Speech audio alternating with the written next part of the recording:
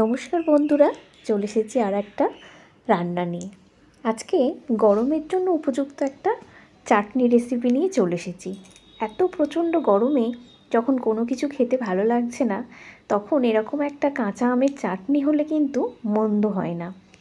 আমগুলো প্রথমে ছাড়িয়ে দেখুন আমি পিস পিস করে কেটে নিয়েছি,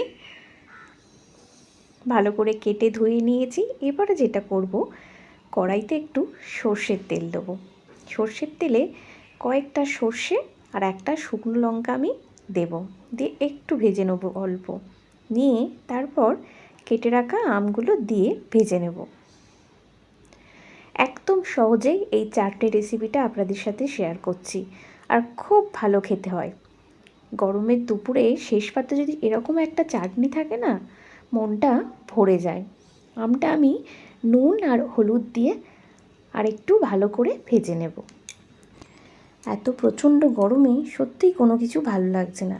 এই সময় যত পারবেন বেশি করে জল খান, আর যত হালকা পাতলা খাবার খাওয়া যায় ততই ভালো। তাই আজকে আমি এই চাটনি রেসিপিটা আপনাদের সাথে শেয়ার করলাম।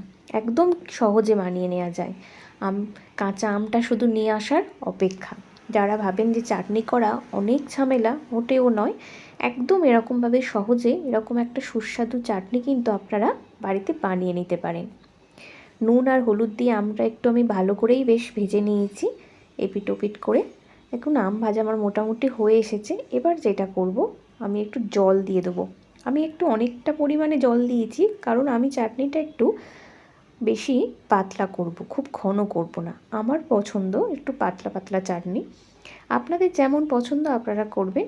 এবার ঢেকে দিয়েছিলাম যাতে আমগুলো ভালো করে সিদ্ধ হয়ে যায়।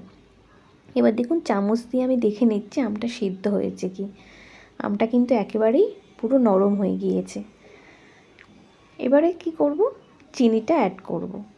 আপনারা আপনাদের কতটা মিষ্টি খাবেন সেই অনুযায়ী চিনি অ্যাড করবেন। আমি কিন্তু খুব একটা বেশি চিনি এখানে দিইনি, কারণ একটু টক টকই আমাদের পছন্দ।